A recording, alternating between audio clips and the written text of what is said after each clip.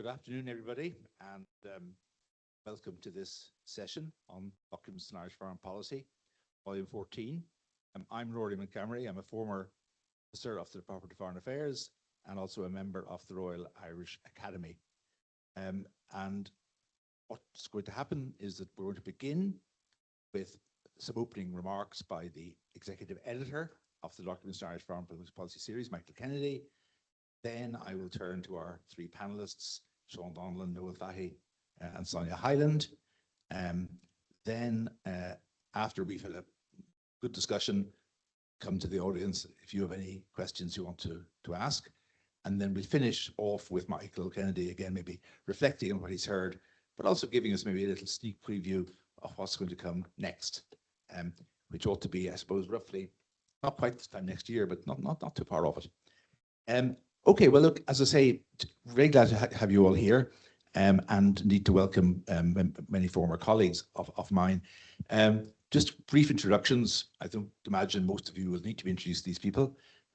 Michael Kennedy has been involved for over 30 years with the project.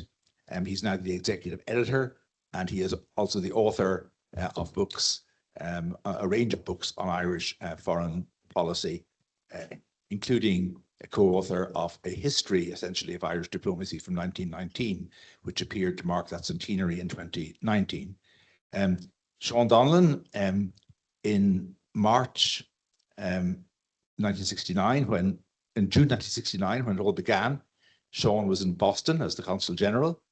He was transferred back to Dublin in August 1971, worked in the Anglo-Irish section, as it was at the time, and he went on to hold various positions in that section, come division, ending up as Assistant Secretary before he went as Ambassador to Washington.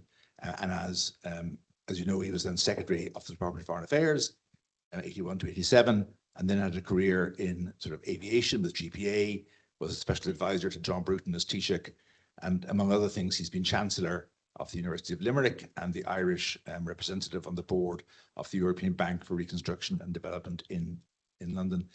And I have a certain special bond with him in as much as he was my predecessor as chairman of the Press Council of Ireland. Noel Fahey, again in June 1969, Noel had joined the civil service some years previously. In January of the following year, he went into the Department of Foreign Affairs, or External Affairs as it was at the time. For reasons he hasn't yet fully explained to me, but I will find out sometime, he then transferred to the Department of Finance in the summer of that year, and worked in the EEC section for the remainder of the period of the volume. So I'd say we get some pretty interesting perspectives from a slightly different viewpoint of the whole EEC negotiation process.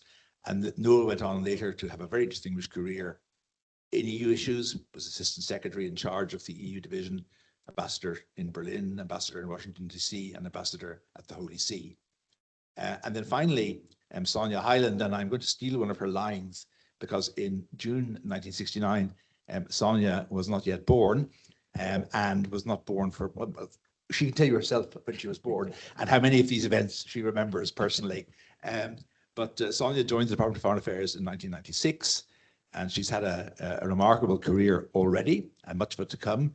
She's been ambassador in Mexico and in Ethiopia. She has been the political director. She's now the head of what used to be the Anglo-Irish division, the Ireland and United Kingdom and Americas division.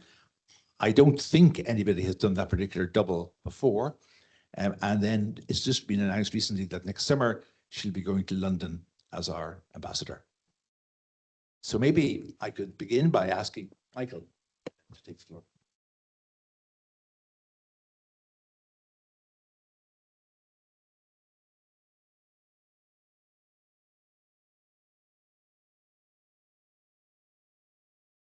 Thank you very much, Rory. And I'd also like to thank the Academy Committee for International Affairs for organising today. It's a pity that Kevin O'Sullivan, who was one of the driving force behind today, wasn't able to make it, but I know he sends his apologies. I'd like to just make say a few words about DIFP to start with. DIFP is a partnership Rory mentioned the history of the Department of Foreign Affairs there that I was co-author of. My colleague John Gibney was the driving force in that. And along with Kate O'Malley, our colleague who's now on career break, we brought that volume together. Partnership is so important behind what we do. The Department of Foreign Affairs and Trade, the National Archives, the Royal Irish Academy are the three public sector institutions, if you like, departments behind DIFP. And really, we work so closely with the National Archives, making sources available to all. DIFP is a publicly funded project. It's overseen by the three institutions I've just mentioned. And the research and the publication processes, pardon me for my cough, which I'm trying to get rid of, but will intersperse my couple of remarks today, many times, I'm sure.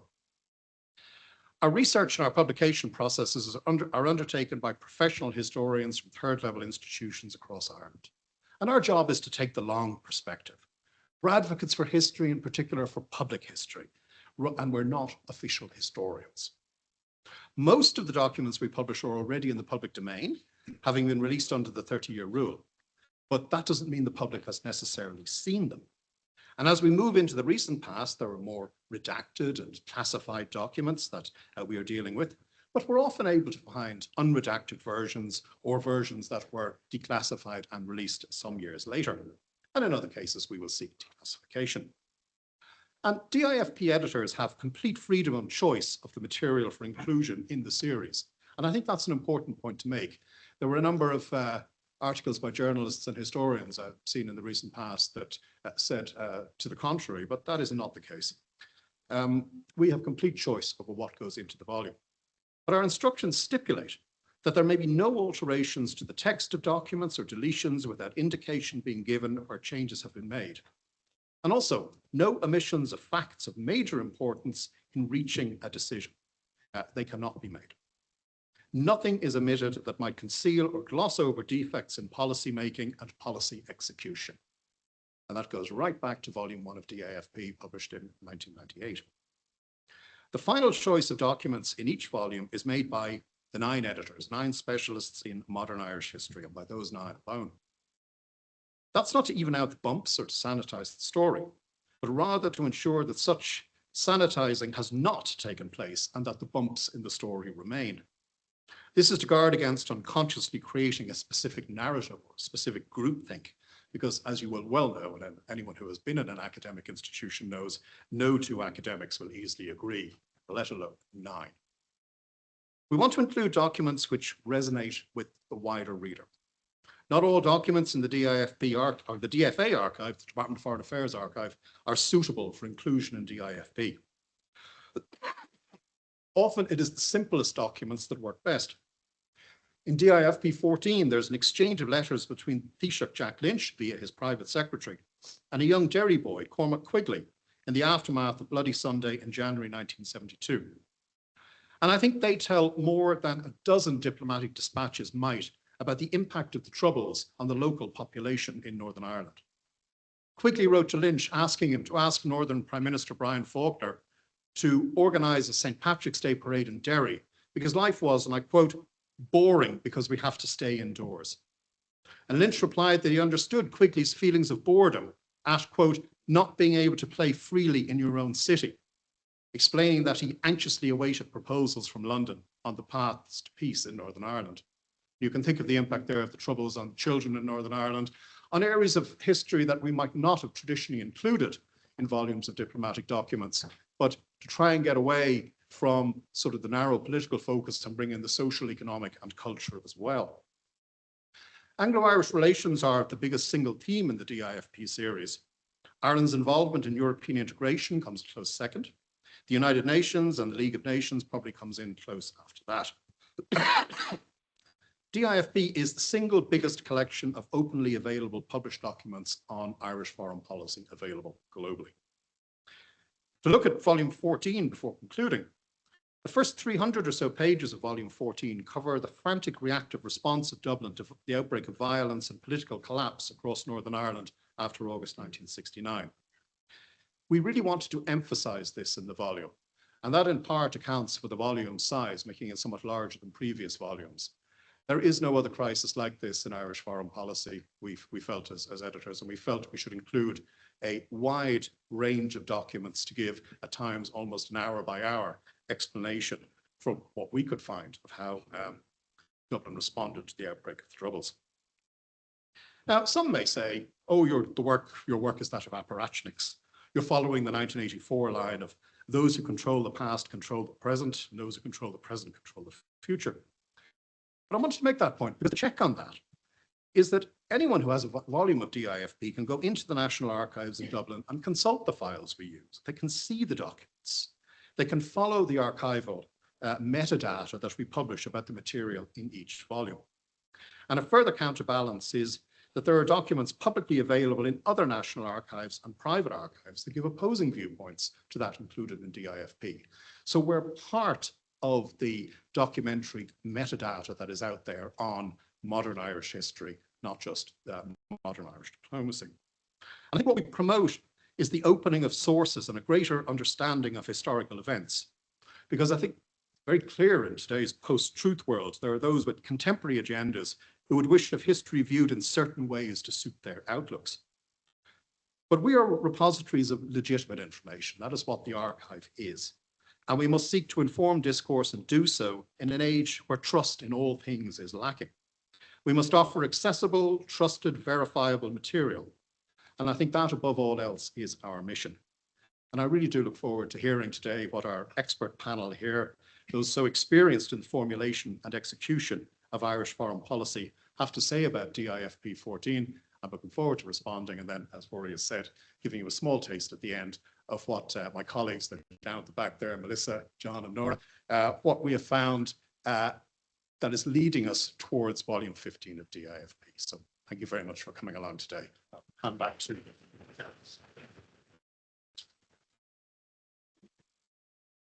you. Seán, maybe I can start with you. Perhaps it would be helpful if you could very, very briefly say what were your tasks in those two jobs you were doing in the period 69-73, Boston and headquarters.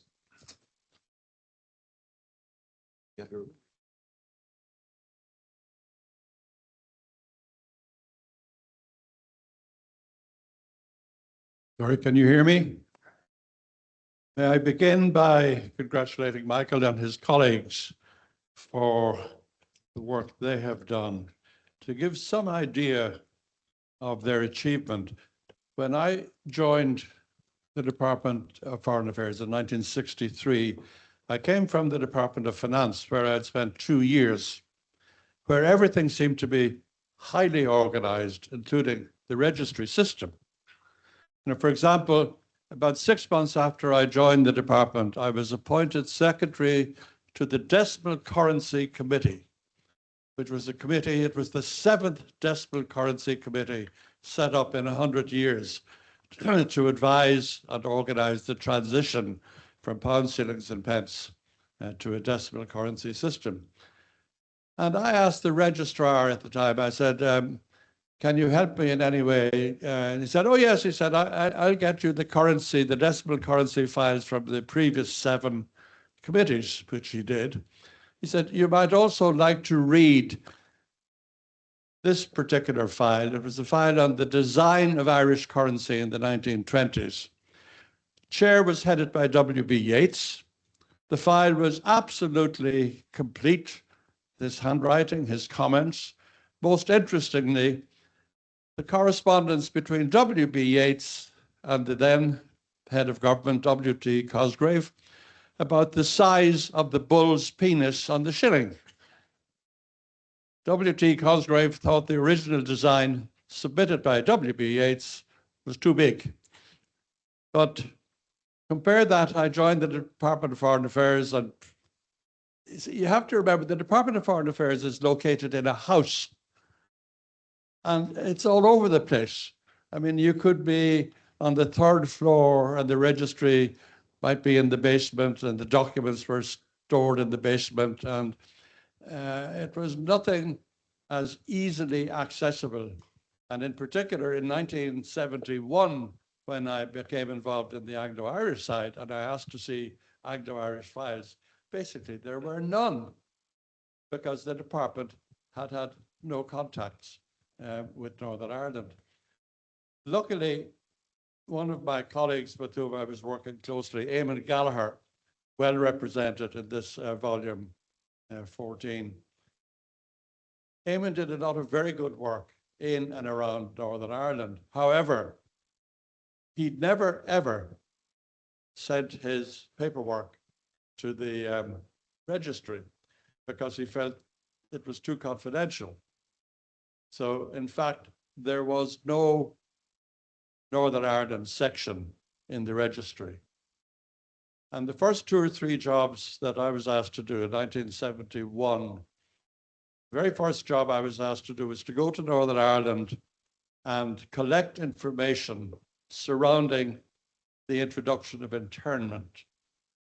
Very negative reports were coming out of what has been happening in the middle of August 1971. And my job was to go and get as much information as possible. So with the help of mainly solicitors, community leaders all over Northern Ireland, and in particular, I was very lucky. I had a network of priests, Catholic priests, because I had been in Maynooth as a clerical student for 2 years, and Maynooth was a national seminary. So there were plenty of contacts that I could draw on in Northern Ireland.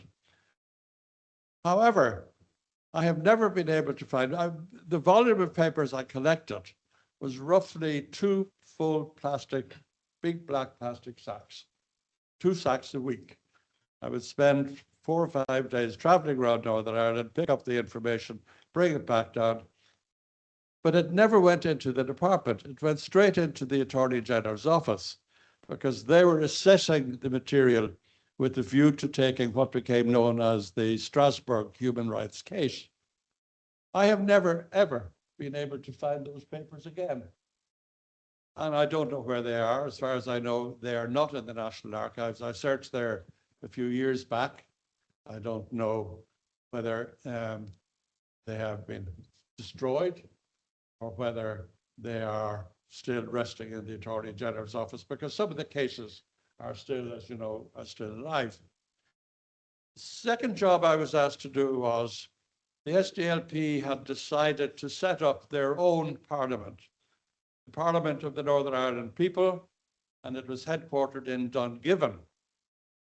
And John Hume asked me at the time, is there anyone in Dublin who would know how to set up the rules and regulations for a parliament? So obviously no problem. I came down, talked to people in the Count Corder's office, and they very kindly, within a matter of days, drew up basically a constitution and rules of procedure for a parliament. Again, I have been unable to find any trace of those papers. And I think it's fair to say they were the first 2 tasks that were done by people from the civil service in Ireland, in Dublin, to the Northern Ireland situation. I can't find any record of any civil service involvement in the affairs of Northern Ireland between 1922 and 1971. But anyway, back to volume 14. I think the achievement of finding, particularly finding Eamon Gallagher's papers, I don't know where you found them, and I wouldn't like to ask, because Eamon didn't want anyone to see his papers, certainly while he was still working in the department. But I think you have succeeded in getting a very good balance of the work that was being done in the Department of Foreign Affairs in those 4 or 5 years of the beginning of the Troubles. I don't want to go into too much detail, but one thing that did strike me, because Rory asked me, what struck you when you looked through this volume? This is a very political statement. What struck me was the brilliance of our minister at the time, Paddy Hillary. His comments in writing are not enormous, but the interest he took and the comments he made, I think, showed that Hillary had an extraordinary ability to look not only into what was happening, but what might be happening. And he even, as I'm sure, Sonia, you will have noticed, he even got involved in the structure of the department and the was it the right structure for the current situation. But the political comments that he sometimes put on margins, they really are worth looking at. And in fact, if anyone around is looking for a topic for a book, I know there's already one biography of Paddy Hillary, but I think on the basis of what's now available, he is deserving of a new biography, because he really did show extraordinary wisdom and commitment. Anyway, my last comment on volume 14, there's a great index. Thanks be to goodness you don't have to read it all. And if you're not prepared to read the whole book, read the almost as long Rory Montgomery's review of volume 14, which has appeared in the Dublin Review of Books. It's worth taking out a subscription alone to read Rory's review. I leave it with that to Rory for the moment. Well, the good news is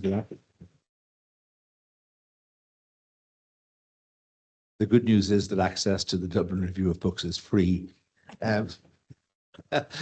So maybe now I can turn to Noel Fahey. Noel, as I say, you spent most of this period in the Department of Finance, EEC section. So what were you doing there? And then the second question, the one that Sean touched on, what really struck you about the volume in particular? Many things would strike you, I know, but could you maybe mention one or two in particular?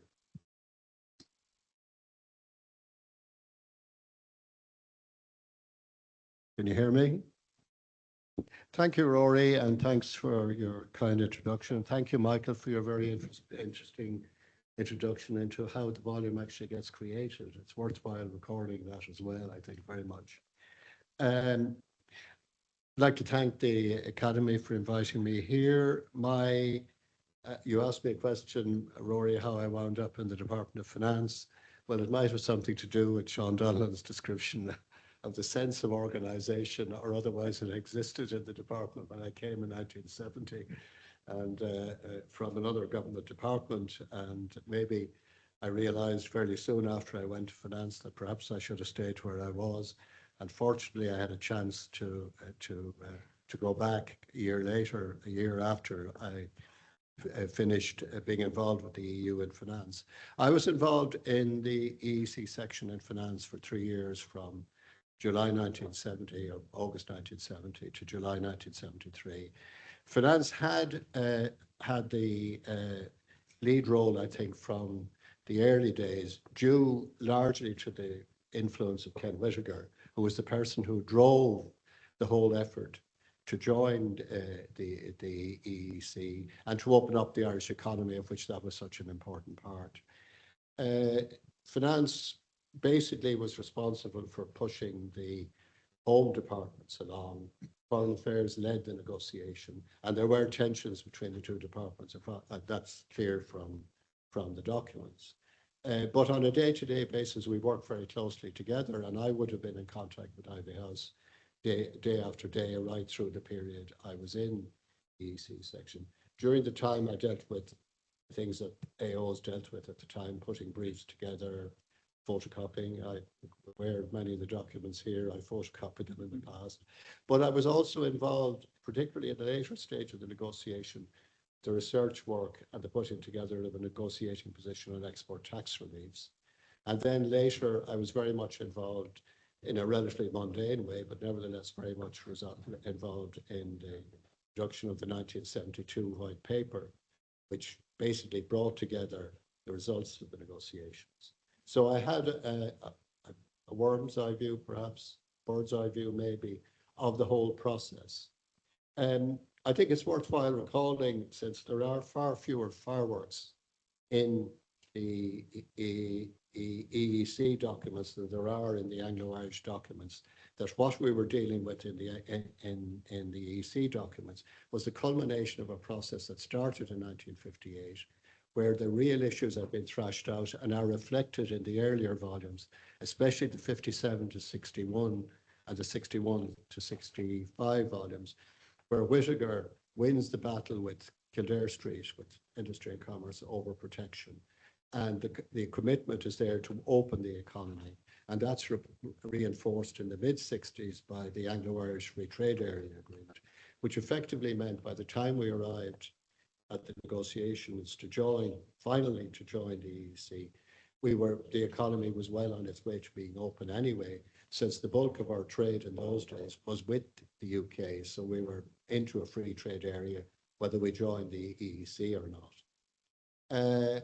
The important thing for us during the negotiations, and I share Sean's view, particularly on Paddy Henry, I'm amazed at the part he managed to play on the North and still play a key and central role in the actual negotiations. He had to go to Brussels every 3 months and lead the negotiations there, and he had to pilot the negotiations from a political level right through the period he was dealing with the kind of issues that emerge on the North. But there was a well-trodden path. Our main concern initially was to ensure that we started to negotiate simultaneously with the British and that we joined simultaneously with the British. And that had been pretty well worked out by the time the negotiations started in the summer of 1970. The negotiations themselves worked. I didn't feel like it at the time because we were never sure, of course, how negotiations were going to work out. But when you look back now, they worked relatively smoothly. Key issues were dealt with. We had a late surprise, which was fisheries, which proved to be very, very difficult and is difficult to this day. But after a certain amount of drama towards the end, that issue was dealt with. The other, for me, in retrospect, big issue was our fiscal incentives. They were certainly very much under threat. A way was found around that through a protocol in Ireland, which basically kicked the question of what to do with export tax relief down the road until we were members, with the result that we've been able to maintain and indeed improve our fiscal incentives for investment since we joined. I can remember some fireworks. I remember there was an attempt by Finance towards the end of the negotiations to hold on to its position as coordinating policy domestically. But Foreign Affairs took that on, and there's a letter from Paddy Hillary to George Colley making it clear where all that is going to go when we join the EEC. And Colley obviously accepts that. Now, I have a memory of being at an interdepartmental meeting, which was chaired, as was the position at the time, by Finance, and Paddy Carty, who was my councillor, or my principal officer in Finance, endeavoured to establish the fact that this approach would continue after accession. The Foreign Affairs delegate was one Robin Fogarty, who made it abundantly and clear that there was no question that it was going to continue. And I remember asking Paddy afterwards, how should I record that, Paddy? He said, well, just simply say, Mr. Fogarty, Department of Foreign Affairs, disagreed. So I don't think... what I do remember was the level of cooperation at junior level between Ivy House and Finance. There was very little. We used to do things, as Thelma Doran will remember, we used to occasionally all gather together on a Friday night and go and have a curry in the Luna Chinese restaurant. We cooperated on things like proofreading the white paper. We cooperated on note-taking at the many debates in Leinster House, because there were regular debates on the negotiations. And my memory from that point of view is a good one. I'm lost in admiration when I read the documents for the people in Foreign Affairs in the division in Dublin, the EEC division in Dublin, and in the rep in Brussels, for the amount of work they had to put in.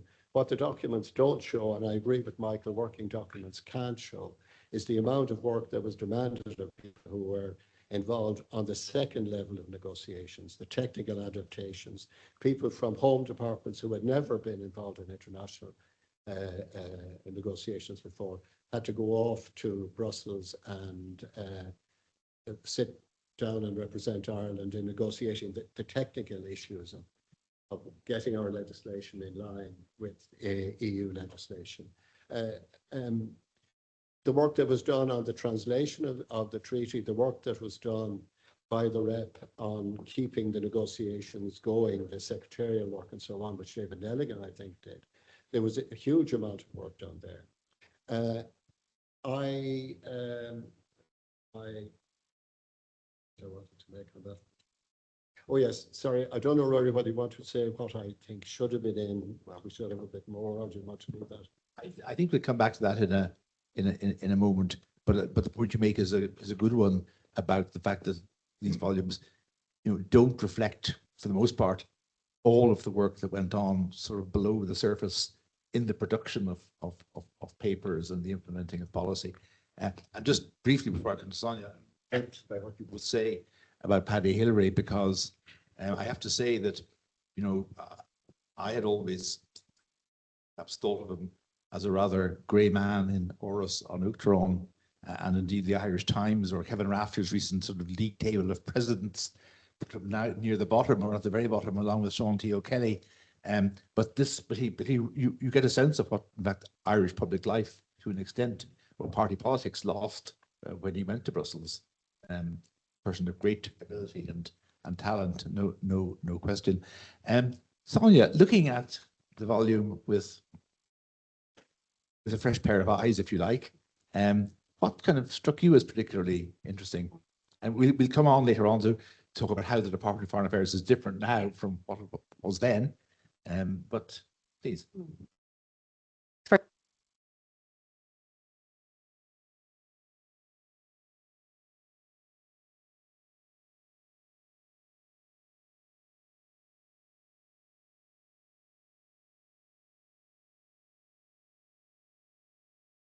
The volume ends, I think, in spring 73. I was born in November 73, so it's all before I existed.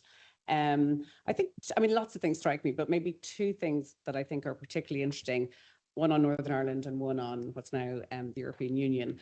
On the Northern Ireland side, so Paddy Hillary comes in as Minister for Foreign Affairs in June 69, I think. The North blows up immediately. So as soon as he comes in, it's a huge issue. Exactly as Sean said, it looks, at least from the documents, that nobody in the Department of Foreign Affairs or anywhere else, in fact, within the government has any contacts, has any idea really what's going on in Northern Ireland. So he's faced with something, and the department is faced with something entirely new and incredibly dramatic.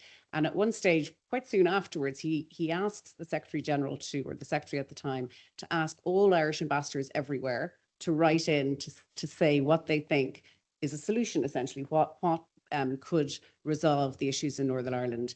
And what's absolutely fascinating to me, and this is, I think it's in 1969, maybe it's 1970, but I think it's 69, is that almost to a man, and they were all men, they essentially suggest what then became the three strands of the Good Friday Agreement. So they essentially suggest, one, you need a political settlement in Northern Ireland that is, something like an assembly and an executive, which is representative and which has safeguards for the minority. Two, you need a strong North-South institutional link. And what's interesting about looking at this document is that what was being developed then later in 1973 was a much stronger North-South. It was, the Council of Ireland, which then was in the Sunningdale Agreement. In the end, the Good Friday Agreement, North-South institutions were less, I guess, comprehensive or strong. But anyway, that was very clearly there. And then three, you need a clear East-West link. You need the two governments, the British and Irish government. Again, it's not expressed in this way, but effectively, the concept is there as co-guarantors, and you need good East-West relationships more broadly. So it's really amazing to see the Good Friday Agreement essentially being sort of, to a man, what people are suggesting in the department at the time as what a resolution might look like. Having said that, you can certainly see that some of the ambassadors abroad are a little bit more distant from the issues. One of them suggests that one of the solutions is that if we replace Aaron Levine with A Nation Once Again as our anthem, that'll persuade the Unionists.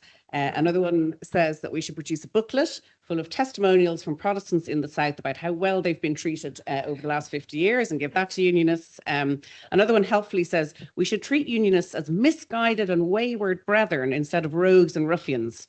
So all of those three ideas I'm taking with me to my next meeting with the DUP. Also, interestingly, quite a few people suggest that we should buy the Irish News and essentially have our own propaganda sheet stroke newspaper in Northern Ireland.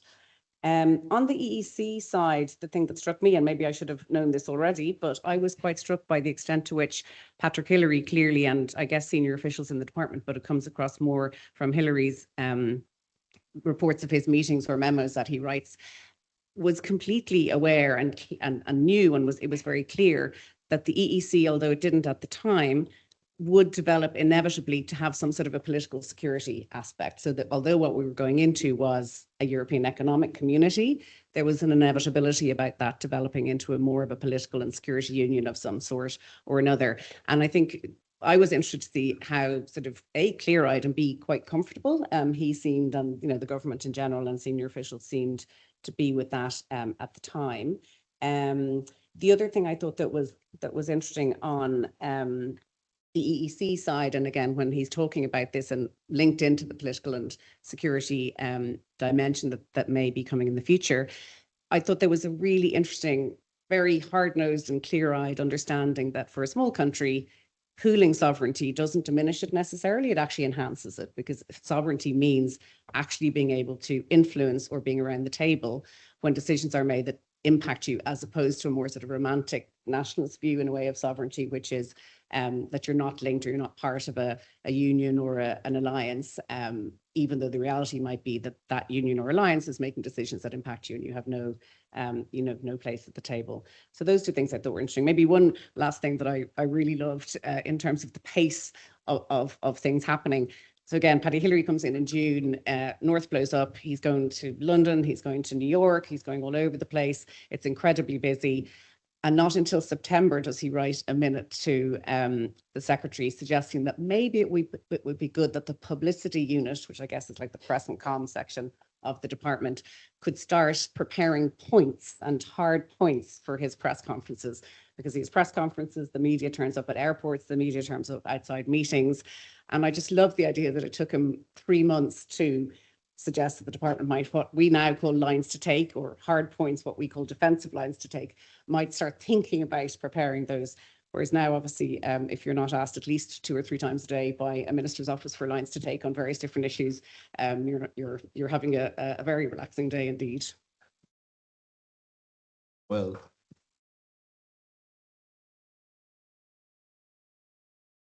Paddy Hillary's officials never had to deal with TikTok, but just actually two little points that come to me.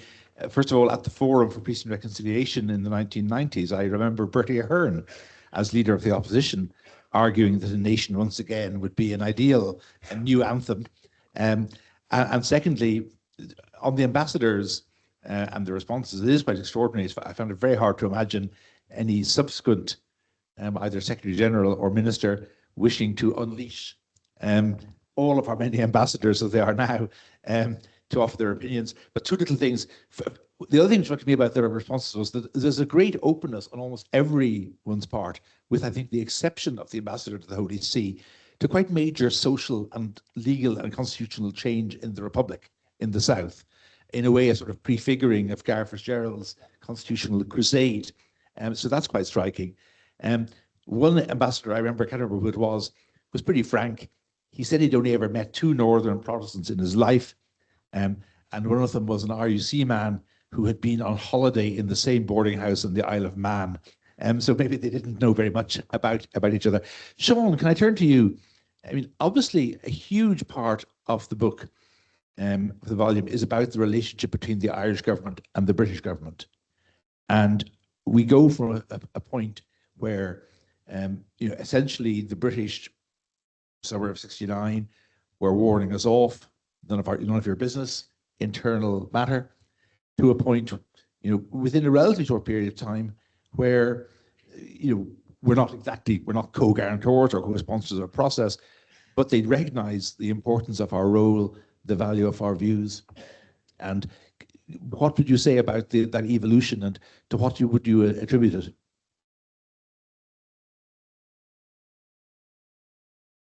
Well, first of all, on the timing, I think the critical meetings were September 1971, when Jack Lynch had 2 summit meetings with Ted Heath. And for the first time, I think that was probably the very first time where the British accepted that there should be a role for Dublin in dealing with the situation in Northern Ireland. Before then, if you wanted to get an accurate picture of the British view in relation to Dublin's role, all you had to do is go to look at the American papers, because every time we went to Washington after the Troubles exploded in 1969, basically the State Department and the Secretary of State in Washington gave us the British line: it is none of your business. And in particular, when Paddy Hillary went in 1969, September 69, I mean, he was given a blunter version of that than any British minister had given any Irish minister. I don't know exactly what changed, what persuaded Ted Heath to take the line he took. I think part of it was desperation.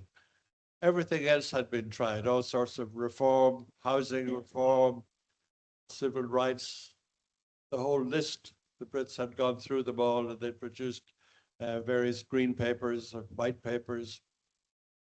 And he could see that nothing was improving in Northern Ireland. The situation, if anything, was getting worse. And I think initially he simply wanted to talk to Jack Lynch, who lived on the same island as Northern Irelanders, just, well, what do you think? And eventually, I think he became convinced that nothing could happen in Northern Ireland without Dublin's involvement to some extent. There were 2 summit meetings in September 71. The first was simply the bilateral meeting between Heath and Lynch, and the second was with Brian Faulkner, who was Prime Minister of Northern Ireland. That didn't go quite as well, in my view, as the first one. But after those 2 meetings, I found that on the part of dealing with officials, it was becoming slightly easier. Part of the problem, of course, was we didn't know who to deal with. What civil service department in London was dealing with Northern Ireland? And initially the answer was the Home Office. And one official in the Home Office who told me when I first went to talk to him, and he said, oh, my main day-to-day activity is in relation to running a brewery in Newcastle, which apparently had been nationalized. And he was much more involved and concerned about that. He went on, in fact, to become quite an expert, and he knew the situation quite well. But there were no London civil service. The Foreign Office probably had 1 or 2 people who had a formal role in Dublin-London relations, but they were not particularly well versed on what was happening in Northern Ireland itself. And then you had, as time went on, don't forget, the British opened a separate office in Northern Ireland, 1970, to keep the London government informed as to what was going on in Northern Ireland. It was opened in a private house called Laneside, about 15 miles outside Belfast on the road to Bangor. And eventually, it was certainly never clear to me who was running it. Was it MI5? Was it MI6? Was it the Foreign Office? One never knew which part of the British establishment was dealing with Northern Ireland. There were Northern Ireland civil service, notably people like Maurice Hayes and Ken Bloomfield, who were highly regarded and eventually came to have a prominent role. When the Northern Ireland office was first set up in 1972, it was staffed by people who were totally new to the situation. So you had a bizarre situation where no one in the Irish government based in Dublin was following what had been happening in Northern Ireland, and nobody in London had been assigned to follow what was happening. But I think the start of a good relationship between Dublin and London goes back to Jack Lynch and Ted Heath, September 70. Quite a remarkable sort of comparison can be made between the first visit by our new ambassador, as he was then, Donal O'Sullivan, to Heath as leader of the opposition. And Heath didn't even bother getting up from his desk to greet him when he came into the office, and again gave him a pretty stern talking to about the Irish and their pretensions. But then by the end of the volume, you had Donal O'Sullivan being able to get Heath out of a dinner at 10:30 at night, and Heath saying more or less, call me anytime. So the relationship had developed. And that struck me as well. As well as Paddy Hillary, I had never heard of Donal O'Sullivan particularly as a kind of a star of the department. But I have to say, he emerges very, very well from this volume. I mean, Stakhanovite levels of work, also incredible that in those days, at a summit meeting, he might be the only official in there with the Taoiseach, with the cabinet secretary there, Burke Trend or whoever on the British side. So, I mean, and then John Peck in Dublin, I suppose, also had more of a role than might be common now. So, I mean, do you think that's a fair assessment of Donal O'Sullivan, that he and the embassy in London managed to deserve a great deal of credit for the improvement in relations? Yes, I mean, Donal O'Sullivan was appointed to London essentially because of his background in trade.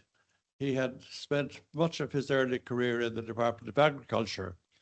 And when the Anglo-Irish Free Trade Area Agreement was negotiated and signed in what time, in the 60s, 65 or 66, I think a view was taken, particularly when Jack Lynch became Taoiseach, that we needed somebody who was knowledgeable, particularly on the agricultural trade between the two countries, and who was generally knowledgeable. I mean, Donal, as far as I remember, had a PhD in economics. Noel Dorr, I see down there, Noel might remember. But I mean, he was a highly qualified person. And even though he was essentially, he was not as well informed about what I would call the Northern Ireland political matters as he was about economic matters, he had one additional advantage. He knew Jack Lynch very well.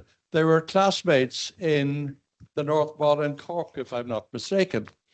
And I mean, these factors can have a huge influence on what happens and on relationships. Jack Lynch trusted Donal O'Sullivan. Donal O'Sullivan probably sometimes knew more about the development of policy than people in Ivy House, because on visits to London, Jack Lynch would obviously have lengthy conversations, and I think stayed in the embassy with Donal. So all sorts of little events can have major consequences. Thank you very much. I mean, yes, you talked earlier about how the British came to see Irish input as valuable. And I suppose the arrival of Willie Whitelaw was important in that regard as well. And one of the things that struck me, of course, was that the Irish side were consistently more pessimistic than the British side at various points along the way. And unfortunately, we were nearly always proven right, whether it was the effects of internment at Bloody Sunday. But there was a period, what struck me was, well, again, from this distance, one tends to think of the descent into violence, the worst year of all being 1972, the descent into violence as sort of following a steady path downwards. But there was a period, as it's fair to say, sort of in late 69, early 70, when it looked as if things might be different. Yes, again, you have to remember the absence of any background by people, particularly London-based officials. I mean, when Willie Whitelaw arrived in Northern Ireland, he had to start from scratch. I mean, there was no department. was the first time a Northern Ireland department had been created. And he brought with him one or two officials from the Home Office, in particular the man I mentioned, Philip Woodfield, who had been dealing with a nationalised brewery in Newcastle. Philip Woodfield became probably the first, certainly the first British official I dealt with who had a good appreciation of what was happening in Northern Ireland. But in the time covered by Volume 14, British officials, there weren't too many British officials who knew anything about Northern Ireland. And because of the security situation, they weren't allowed to travel in Northern Ireland. I could get into my car. In those days, I'm sure it has changed in the department, Sonia, now. There was no such thing as security advice. You got into your car, Dublin registered car, you drove to Northern Ireland, went around the place. I had no feeling that, you know, there were some areas I shouldn't go to. I didn't even know what the orange areas were as compared to the green areas.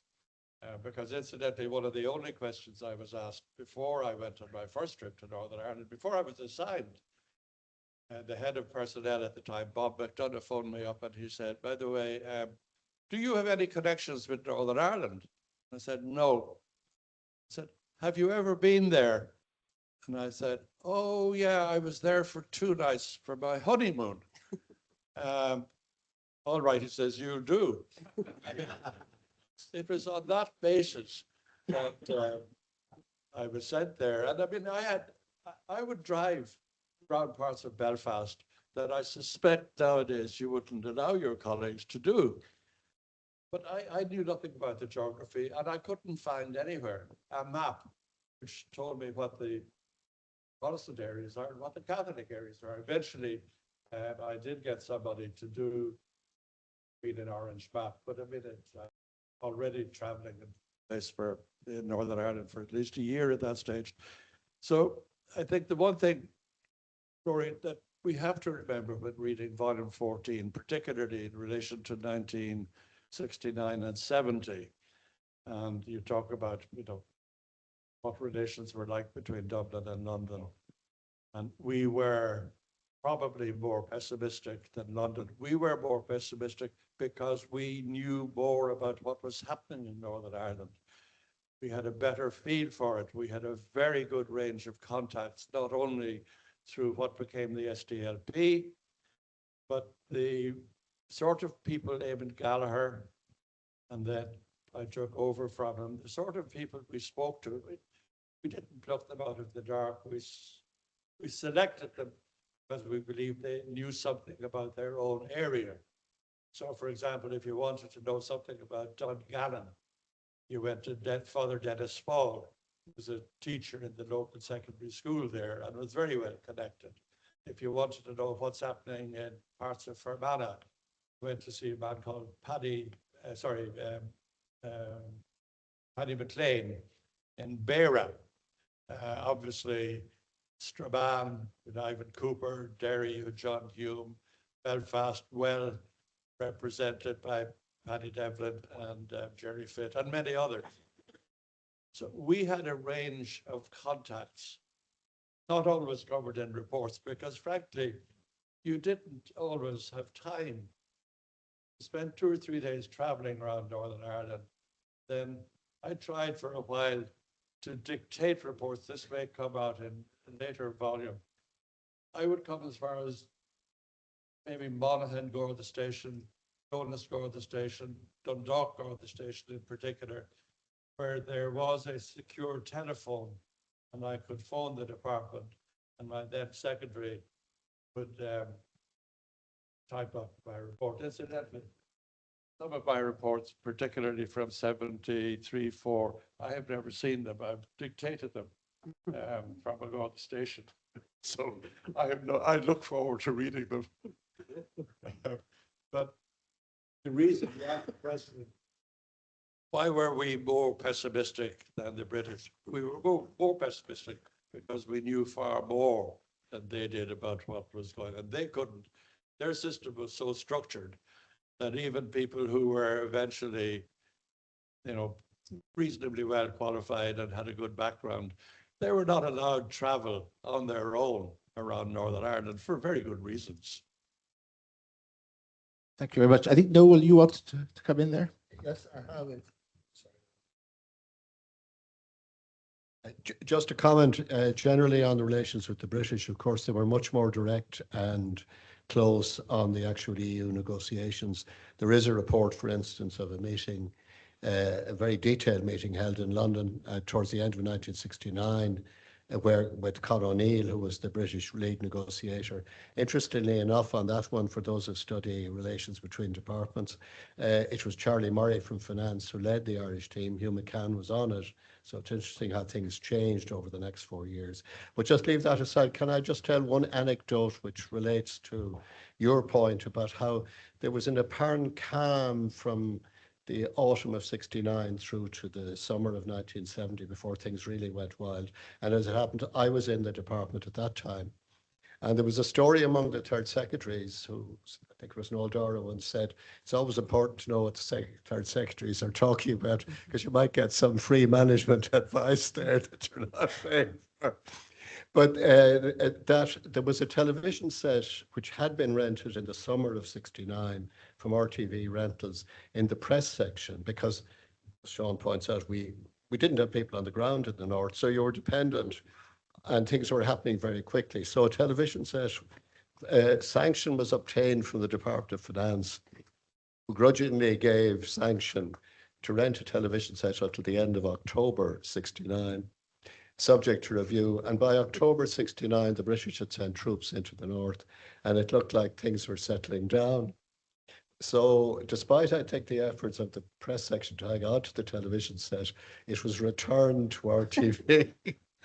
Needless to say, the following summer a television set arrived, and as far as I know, it may not be still there, but there certainly are television sets there. So occasionally, as the years went by, when we had the Anglo-Irish Agreement and even the Good Friday Agreement, I was always inclined to say to my colleagues in the Anglo-Irish Division, don't send back the television set yet, we're not absolutely sure. Thanks, Rory. Excellent advice. Again, a general point, and again, interested in Sonia's picture of this, and Sean's as well, and indeed Noel's. The government, as you say, quite quickly adopted a moderate position, despite the huge pressures that were there at certain key moments. August 69, again after internment, again after Bloody Sunday, and stressed that they were not interested in pursuing unity by force, that it would have to come by agreement. Although in fairness, that was had effectively been the policy of De Valera and Lamass before that, but even in this difficult situation, that's what they said. And again, they saw, as Sonia was saying early on, I think that there was a sense that you needed deep reform in Northern Ireland itself, expectation of some form of, either eventually we came around to recognizing Stormont as Stormont was irreformable and had to be replaced. But at the same time, on every occasion, there was this, to a greater or lesser extent, there was a strong statement of the need ultimately for unity as the solution to all of the problems in due course. At one point, Hillary said he thought it would happen in 10 years. So unity, and again, exactly how that unity would be defined, or that agreement would be defined, never really clear. Repeated requests to the British to say something positive about the prospect of unity, to be persuaders for unity, I think was the term again which was used certainly by Fahey and others. So but at the same time, this must have had the effect, obviously, of further antagonizing and hardening unionist opinion. So I'm just curious. I mean, maybe Sonia, you could kick off on this, and then maybe I'll turn to Sean, and Noel may have thoughts too. Yeah, no, I mean, that's one of the things I think that comes across really clearly, exactly as you say, is that unity is the answer, and therefore, sort of, what are the tactics that we can use towards the British government and otherwise to get there and to get there quickly. At one stage, as you say, Patrick Hillary has a meeting with, I think there's an interdepartmental committee or group on Northern Ireland, and he says to all of the senior civil servants there, you know, essentially we need to end partition. I'm not saying that it will be immediate. It may take a generation, but it also may come much sooner than that. And obviously, you know, we're well past a generation past 1970 now. I think also partly what strikes me is exactly as Seán says, I think that there was a very, very good sense here versus in London as to what was happening in Northern Ireland. But certainly what comes through to me is that we had a very, very good and nuanced and well-informed sense of thinking within nationalism, but not within unionism, again, for all sorts of good reasons. And I think that does come out in, you know, what realistically then I think is a much too optimistic assumption that unionists will essentially quite soon see that their hegemony is over, the demographics are only going one way, it'll be in their interest to come to an accommodation with Dublin, and essentially we just need to sort of tactically think about institutional and structural setups and political engagement around that, and that'll happen essentially. I mean, I do think it's interesting as well as if you read across the board the conversations with politicians in London, I don't think any of them quite say, yes, absolutely, we'll be a persuader for unification. But you certainly get the impression that none of them are passionately defending the union either. You certainly get the impression that from the London side, there is a sense that this is terribly problematic. This is getting worse. Exactly as Seán says, probably Ted Heath thinking, you know, I will talk to Jack Lynch about this and I will engage with the Irish government and allow there to be an Irish dimension, almost perhaps because he didn't know what else to do and needed to talk to somebody who understood it. But you certainly didn't get any sort of sense that there was this sort of passionate defense of the union and this passionate idea that from the British side, that under no circumstances, almost theologically or ideologically, could there be Irish unity. You definitely got more of a sense that they were trying to work out how are we going to deal with these incredibly troublesome people across the water that we don't know very much about. So I think that was certainly there. But again, I wonder from our side whether the gap in terms of our understanding and the gap in terms of our policy development was that we had superb understanding of nationalist thinking and almost no understanding of unionist thinking. Yes, Sonia, I agree completely. Certainly up to the middle of 1973, we had no contact whatever with unionism. And Gareth Fitzgerald arrived in Ivy House as Minister for Foreign Affairs in March 1973. One of the first questions he asked was, and who are we in touch with on the unionist side?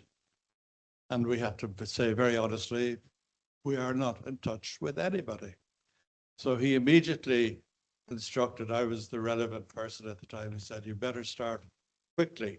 And he gave me, from his own little notebook, he gave me the phone numbers and addresses of prominent unionist politicians whom I should go and see and start a relationship with them. Eventually, after a few months, it became clear to me, this is 1973, late 73, it became clear I couldn't easily do both the nationalist and the unionist side. And with, again, the usual difficulties, the Department of Finance agreed we could appoint a councillor, it was John McColgan, to become a specialist in dealing with the unionist. But that was, sorry, that was absolutely correct. I mean, we knew nothing about the Unionist Party. We didn't have a file in the department which told us what the structure of the department of the Unionist thing was. We didn't have, I remember when I started, I had to phone a friend in RTE, Mike Burns, to get some phone numbers because I knew RTE were occasionally interviewing unionist politicians. So I mean, that was a huge gap.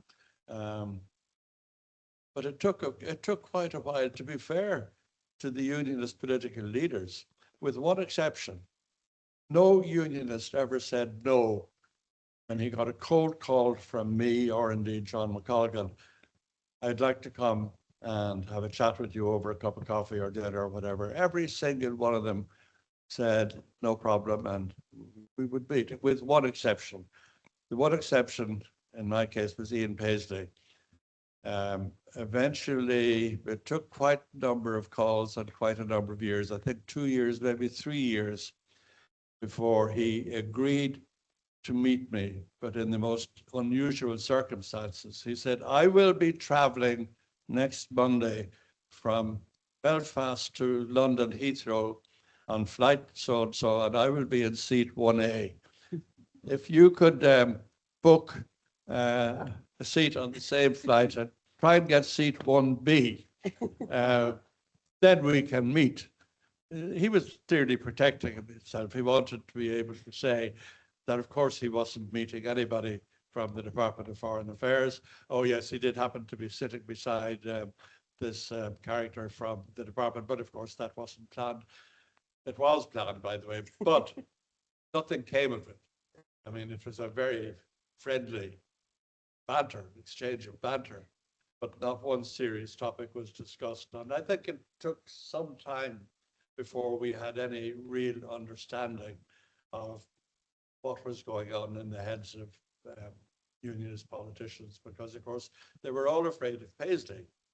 So even though we eventually developed good contacts with people like Brian Faulkner and many others, they were very careful, and in some cases they would even express their fear of Paisley. Well, there are a few sort of, as it were, sort of more methodological or general questions I'm going to ask in a moment. There are a huge number of things we could talk about, specifics, but we're not. But one name which has been mentioned already, and I think, he clearly emerges from the volume as somebody of great fire, intellect, maybe indiscretion, brilliance, Eamon Gallagher. And known, of course, who after his Northern Ireland stint, Anglo-Irish stint, had a very long and distinguished career in Brussels.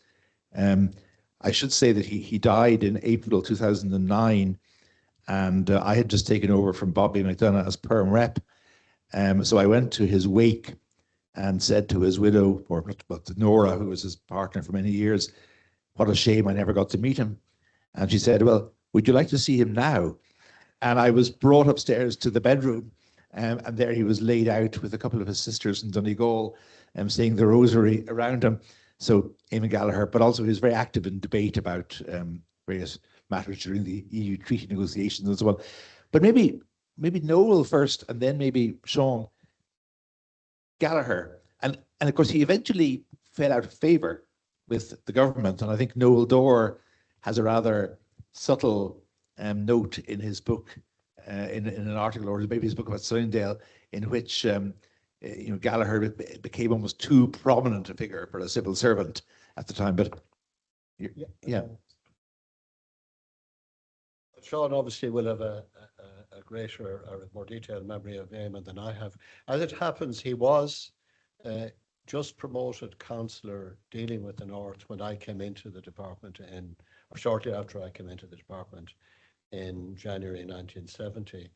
And we had a system at the time where the third secretaries did weekend duty. And I did weekend duty a couple of times when things were particularly hairy and difficult in the North in the summer of 1970. And I remember Eamon was drafting the Old Moles Are Broken speech, which I think Seán will remember.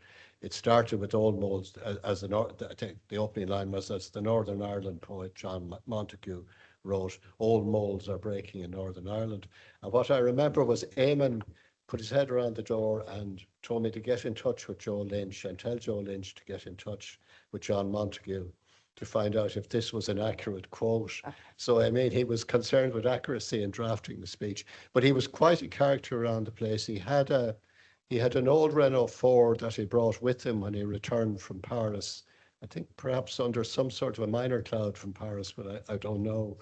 And he used to drive round the north. Sean talks about the danger of driving around in a Dublin registered car. But Eamon used to drive around the north in this old Renault 4 with French diplomatic number plates and a left-hand drive. So he was an exotic character. I got to know him a lot better subsequently because I came back to the department in 1974 and he was head of the EEC division at the time, very active in the area, very determined to establish foreign affairs role as a serious department in this area. And I remember him quite fondly from that. Well, fondly with Eamon, who was a fairly tough character. I remember him very well from that. I remember being very impressed by him. And when I was ambassador in Washington in the mid-noughties, around about 2005, 2006, Nora and himself came to Washington to stay with Dennis Staunton, who was the Irish Times correspondent. And I had them to dinner in the residence. And I remember it was a very, very enjoyable evening, and you know, he unburdened himself of a number of comments I remember at the time. He was quite a character, and it was, but I knew him on that level, which was not quite the same, if you like, official level in which Sean would have known him. And he certainly comes out of this document as somebody of consequence. There are documents in the volume that we are bound to interest historians. In fact, there's one document where he more or less said, we've got in October 1969, where we've got to face up to the fact that the North has changed, that the minority in the North will no longer go back to where they were before the British government conceded housing, voting, and representation of the public service. They're not going back from that. The Civil Rights Association movement have won that, and they're not going to give it up. And I think his conclusion was, this has huge consequences for us down here in how we deal with the North. Sean, then your sort of perception of Eamon Gallagher in the department, his, as I say, influence obviously very great. At the same time, sometimes it's hard to know with when people write very powerful documents, to what extent their advice is actually taken on board or not. And as I say, in the end, Gallagher, there's a very straight, very stark note where Hillary more or less writes about a Mr. Gallagher, whom he must have known, of the Department of Foreign Affairs, essentially taking over the conversation at a meeting between Lynch and I think Harold Wilson and the Labour Party. But man of obviously very strong character, very strong views, very strong sort of intellectual ability. I mean, Eamon was a very interesting, and at times he could be a very difficult colleague, but give him credit for many things. What doesn't become particularly clear because it's not documented at all. Eamon Gallagher came back from a posting in Paris under a minor cloud, as Noel has said. He was assigned to the trade section of the department. He had absolutely no interest in the trade section, and he didn't feel that there was anything there that he could usefully do. So he started spending his weekends in his native Donegal, just outside Letterkenny. He stayed, his sister was married and living there, and he'd stay with his sister. His sister happened to be friendly with a couple who happened to be friendly with John and Pat Hume. And that's how Eamon first met John Hume. He had no role, as far as the department was concerned, in relation to Northern Ireland, but he was now interested in what was happening. If you remember, it was obviously a huge topic at the time. And Eamon started having conversations with people like John Hume, and John introduced him to other people. And Eamon started doing reports. And initially, his reports went nowhere because he made it a condition. He told me this himself, I don't know how true it is, he told the secretary of the department, unless you're prepared to pay my travel expenses to and from Donegal, I'm not going to let you see my reports.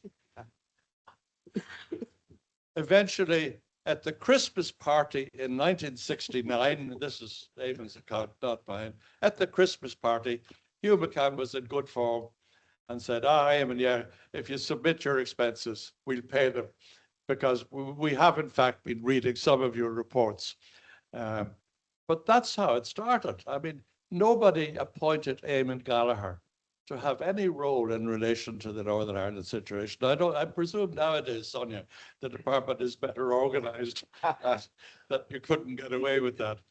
But he treated his political masters, whether it was Paddy Hillary or Jack Lynch,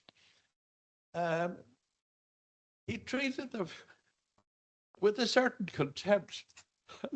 And that's sadly what got him into trouble eventually, where basically neither Hillary nor Lynch, I think, were as close to him as they had been initially. But without Eamon's advice, particularly to Hillary and Lynch in 69, 70, I shudder to think what might have happened. I mean, it's bad enough that we had no contact with the Unionists, but imagine we had really no contact with the nationalist side either until Eamon began to develop and report. And I mean, I was fascinated to read Eamon's reports in volume 14, because most of them I had never seen before. And Noel Dore, I'd be interested to know whether you had ever seen. I mean, some of them I had seen, but I know you worked very closely with him, particularly on the drafting of the article for foreign policy and probably for one or two other speeches. But anyway, I'm breaking the rules by calling out somebody in the audience. Well, let Noel wants to do during the Q&A. That would be great. Sorry, Sonia. No, I was just going to add something, and obviously I didn't know Eamon Gallagher personally at all, and I think he'd left the department well before I joined. But I think it also, just reading his report, speaks to a wider point, and Sean mentioned it earlier. Now, we are definitely more structured than we were then, but I do think one of the advantages of DFA and Irish diplomacy is that there is a bit more space for sort of entrepreneurial diplomacy, individual diplomacy, personalized diplomacy than there is in other systems, including, I think, in the British system. And I think, Sean, your point that, when we were beginning to get to know what was going on, particularly from the national side, through people like Eamon Gallagher, and the British were not, because they were much more structured. They had rules which sort of impeded them from just going out and making personal contacts. I think that differential is still there to a certain extent. We're certainly much more structured. We're a little bit less entrepreneurial, I think, than we were, judging from how Eamon Gallagher started and the sort of impact that he ended up having. But I still think there's quite a significant differential. Even today, for instance, our, what's now IUCA, the Anglo-Irish division in DFA versus the NIO, we spend much more of our time, we have much more of our people's time put on just simple contact making, whereas the NIO would have much more of their time, almost all of their time, on the more structured process piece. So it is still quite a difference, which I think does ultimately go in our favour. I'm conscious of time, and I want to give enough space for the for people here to ask questions. But just as a couple of methodological points, if you like, I mean, as I think you've both suggested already, things happened which aren't in the volume. It may be that the documents were never written. It may be that somehow they sort of vanished along the way. And of course, one thing that struck me very much is that, of course, these are official documents, and there are, of course, references to, allusions to the Irish political situation at the time. But they're by no means prominent, as they wouldn't be now. So, for example, the arms crisis leaves very little impression indeed on the volume. The British John Hume quotes the British ambassador as believing that Lynch would fall, which he didn't, of course. So that is sort of one whole class of material, if you like, which doesn't appear in official documents. And also, I suppose, as we said earlier, a sense of the kind of the interplay of person. I mean, a lot of the things that Sean and Noel have been saying, for example, about Eamon Gallagher, you don't get any of that from the official record. And, you know, there's a lot of, you know, the cut and thrust, the back and forth, at times the sheer kind of chaos at moments of crisis and difficulty. A lot of this sort of, as it can't come across, but by almost by definition. But Noel, I mean, do you feel overall, though, that the documents, you know, fairly represent, as far as you can tell, that they fairly represent the evolution of events and the personalities who made those events? I do, but I just come back to this. Can I make a comment about entrepreneurial diplomacy? I marvel at what was achieved by a very small number of people in the department on the EEC negotiations. I think people went way beyond what could reasonably have been demanded. I think of things, and Pádraig Murphy might correct me on this, but as far as I remember, Pádraig Murphy went to Brussels for a meeting and wound up staying for a month because issues arose immediately that had to be dealt with and managed. And I don't know that he had a change of whatever, change of clothes, and how he managed on that over the month he was there. This is the late stages of negotiations when it was a question of finalizing various technical issues. That it was an example of when we were ready, because of our system, to take the ball on the hop and run with it. And I think I'm glad to hear from Sonia that we have more structure, but I'm also glad to hear that a bit of initiative is still encouraged. I think that's worthwhile. On the documents, I think they do pretty fairly represent the outline of the negotiations. There are a number of points which I'll mention, which I think, well, I'm not saying we need to know more of in terms of the documents volume, but I think anybody who's doing research work or postgraduate work might look at. And I picked out three. There's the change in the text of the Third Amendment in late 1971. Now, that was the amendment which allowed us to participate in EU legislation making. And the original text had slightly stronger wording than the actual text that was adopted. And my memory of that is being down in the Dáil for the second stage of the bill, which had the original text in it, and then going down for the committee stage to hear that the text had been changed and softened, because Gareth Fitzgerald, among others, along with Justin Keating, had both been very critical of the scope that they thought the text gave a government. And it was softened and toned down. Now, that, of course, has had implications since, because with the Crotty judgment, the government's freedom of action to follow changes in EU treaties without a referendum was circumscribed. What's not clear from the documents, and there's only one passing reference that I could find to the Attorney General's committee that actually drafted the amendment. There's only one passing reference in the document. There's no evidence of how the change was discussed. Was it discussed in government? Was it discussed between ministers? There doesn't seem to be any record of that. If there isn't, it would be interesting if it were tracked down. A couple of other points. There was an intensive publicity campaign. Ailish McCurtain came in. She was the press officer in the Department of Posts and Telegraphs at the time. And Paddy Walsh and Sean Connolly, who was a finance AP, was my first boss in finance, great guy, was brought over to Foreign Affairs to work on it. What did that do? And that would be interesting. There's only one document. It's a submission from, or a minute from Ailish to Robin Fogarty. That would be worth looking into, because again, that has implications for the McKenna case. Let's get that. And finally, the drafting of the white paper, which was published in January 1972, of which I had an intimate involvement, writing 2 minor chapters, and the other was looking after the proofreading, which was more substantial work, I think. It would be interesting, if it's possible in Foreign Affairs records, to see how the most significant chapter, that's chapter 6, on the future of Europe, our future commitment to the development of Europe and our sovereignty, how that text developed. If there's any record on the files of how that text developed, I think it would be well worth following up. I mean, I've reread it. It's very well drafted, and I remember we waited for it because it was the most important contribution to come from Ivy House, and it was perfectly clear, even at my level, that a hell of a lot of thought was being put into it. Thank you. Yeah, obviously, then it had to address the points made by Sonia about sovereignty, about the political development of the European communities, etc. Though in some ways the debate was less live at this point than it was in the 60s, because maybe it was clearer that things were not moving as quickly at the EEC end as they might have done, and they seemed to do in the 60s.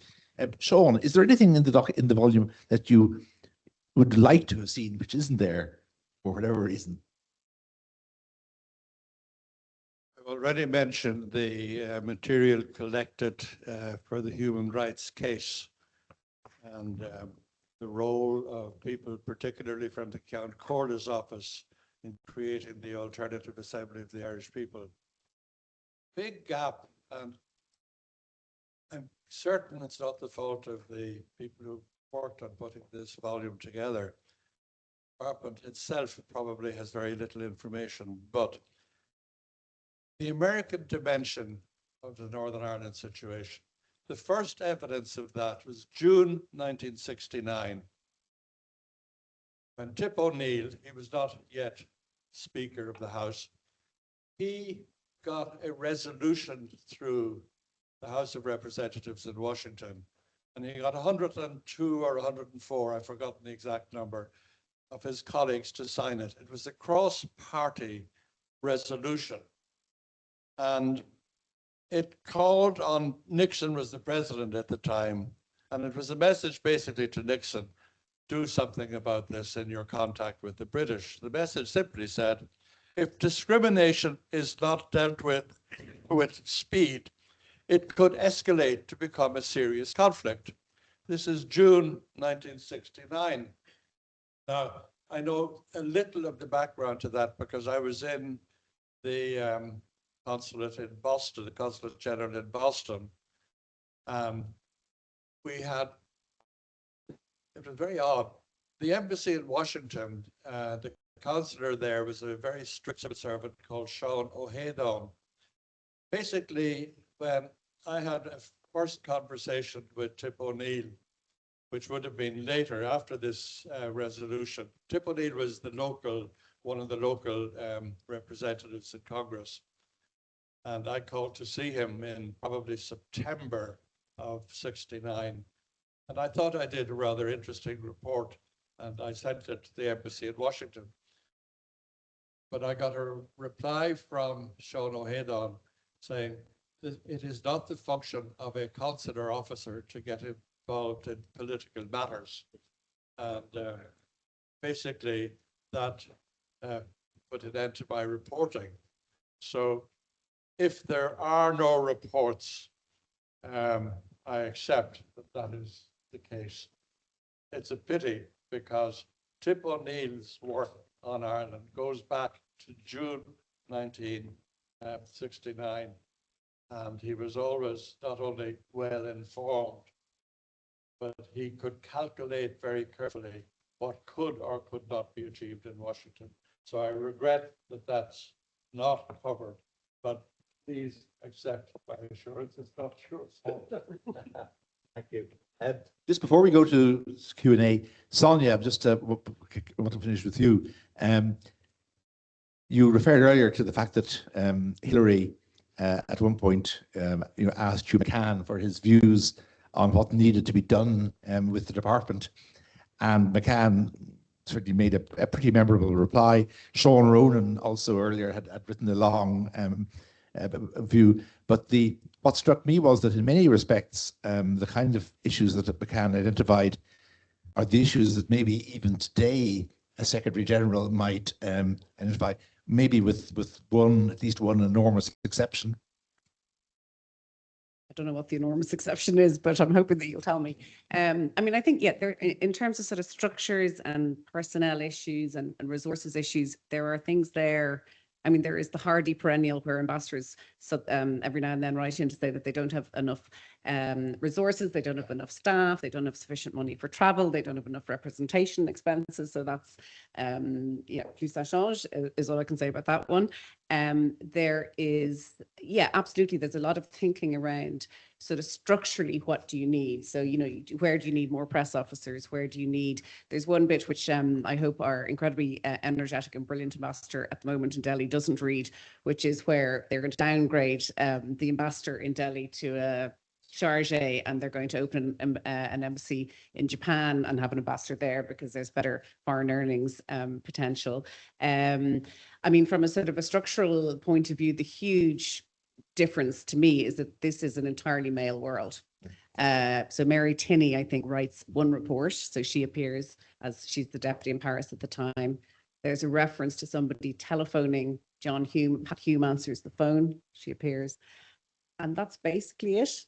All of the other female names are the typists. So sometimes there's, you know, there's memos that go from Maisie, somebody, and to and from her. But then when you look her up, she's the typist. So, and there is an interesting piece where somebody goes in and talks to somebody in the European Commission who reminds them that A, there's going to have to be equal pay for men and women, and B, they're going to have to overturn the marriage ban. And my sense of the minute back is sort of more in sorrow than in anger, but certainly not in delight. And the Hugh McCann memo to Hillary about what should we do, and we haven't. And one of the big things is we don't have enough people coming in. We don't have enough resources. We don't have enough of a flow of third secretaries coming in because there are embargoes every now and then, so we can't run a competition every year.